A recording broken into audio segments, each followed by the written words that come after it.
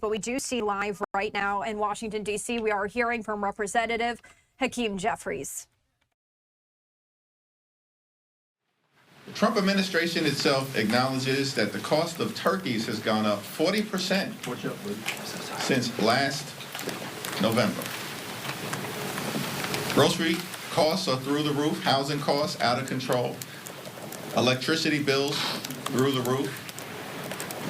And the Trump administration and Republicans here in Congress continue to refuse to extend the Affordable Care Act tax credits. That means that tens of millions of Americans are about to experience dramatically increased premiums, copays, and deductibles. In some cases, health insurance costs are going to go up $1,000 or $2,000 per month.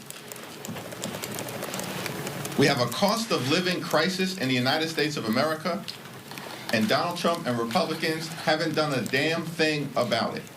In fact, costs aren't going down, costs are going up all throughout America. And the Trump tariffs are costing everyday Americans thousands of dollars in additional expense per year. Now, House Republicans are on vacation for 7+ weeks, a taxpayer-funded vacation, until they were forced to crawl back into town. We have a week of legislative session that began on Monday and will last until Friday. And House Republicans haven't brought a single bill to the floor that actually addresses the high cost of living in the United States of America. It's perplexing. What is wrong with these people?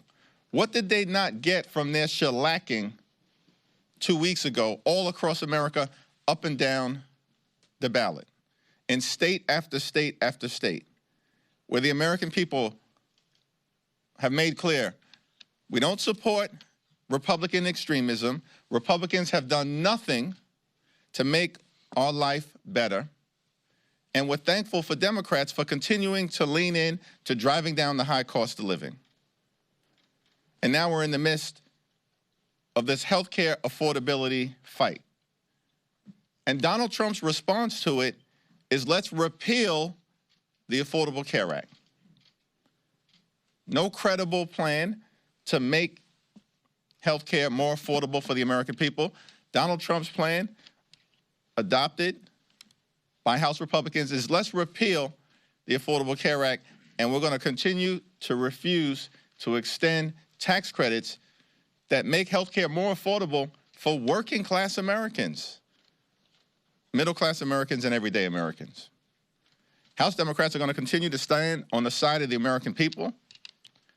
Our fight will be to continue to lower the high cost of living, to address the Republican healthcare crisis, fix our broken healthcare system, extend the Affordable Care Act tax credits, and actually do things that are designed to make life more affordable for the American people. Questions? Manu? During the very high-profile Michael Cohen hearing, Stacey Plaskett was in direct communication with Jeffrey Epstein, and this was after he pleaded guilty to sex crimes. This is after the Miami Herald investigation into all these heinous acts. So why, as a Democratic leader, why are you okay with that? I expressed my position on the floor yesterday. My statement speaks for itself.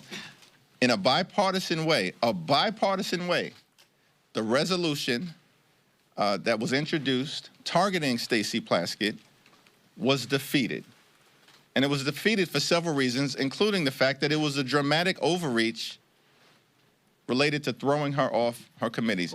Democrats, if you're going to ask a question, you got to let me answer. Democrats and Republicans defeated the censure. Stacey Plaskett has made clear her position as it relates to Jeffrey Epstein repeatedly, and her words speak for itself. She said, quick, I'm next. Thanks. I'm up next. Thank you, Leader. Now, following up on that, should Plaskett be sent to ethics, and should there be an ethics investigation? There was a vote on that yesterday. My vote speaks for itself. Republicans decided not to go down that road. Leader Jeffries. Thanks. Yeah, have you met with MBS yet? And if so, what was discussed? And if not yet, will you be? I was part of the bipartisan meeting hosted by the Speaker this morning. I asked the Crown Prince about his views relative to a just and lasting peace between Israel and the Palestinian people, and his views as it relates to the importance of a two-state solution.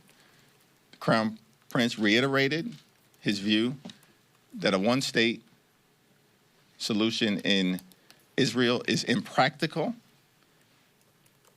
and that the best path forward, of course, involving the reconstruction of Gaza, is to eventually find a robust path toward a safe and secure Israel, living side by side in peace and prosperity with a Palestinian state. I support that position.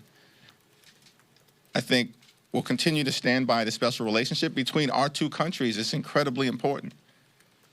But as we move forward to find a path toward a just and lasting peace, ultimately, it has to involve a safe and secure Israel, living side by side in peace and prosperity with a Palestinian state, where the Palestinian people can realize their aspirations for dignity and self-determination.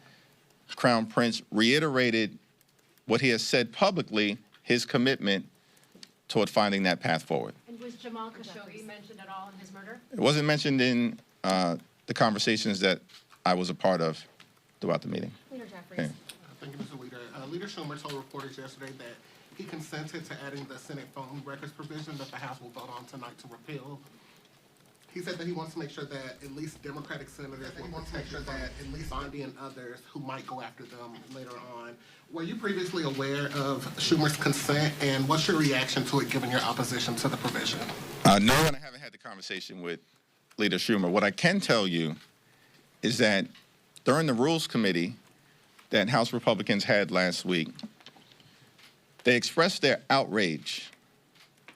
Republicans expressed their outrage at this Republican senatorial slush fund that was put into the spending agreement that they all voted for, notwithstanding the outrage that 8 Republican senators have basically built into law a slush fund that will give those senators millions of taxpayer dollars. That's special treatment for United States senators in the Republican Party, part of the bill that they all voted for last week. Now, later on today, we're going to be voting on legislation to remove that Senate slush fund that benefits 8 Republican senators. But apparently there's no agreement between Speaker Johnson and Leader Thune that the Senate Republicans will take up that provision, which reinforces the point that everything that House Republicans do is for show. It's not serious. It's not designed to get an end result. And that's why Republicans are suffering all across the country, why the American people, the overwhelming majority of the American people, know that the country is moving in the wrong direction, that the economy is broken, that the Republican control of the House, the Senate, and the presidency has been a disaster for the American people, because everything House Republicans do is for show. They can't even get a commitment from Senate Republicans to take up legislation to remove this multi-million-dollar taxpayer-funded slush fund to benefit corrupt Republicans in the Senate. It's time for the House to start to actually do things that matter for the American people in the middle of a cost of living crisis that's devastating hardworking American taxpayers all across the country. But Republicans throughout this week have shown zero interest in making life better for everyday Americans. They continue to be all about the wealthy, the well-off, and their well-connected GOP donors. Thanks. Back. Yep. Thank you. on the Affordable Care Act. Democrats are, obviously you said you want an extension of the tax credits. President says he won't sign that. Senate and House Republicans are talking about various other alternatives.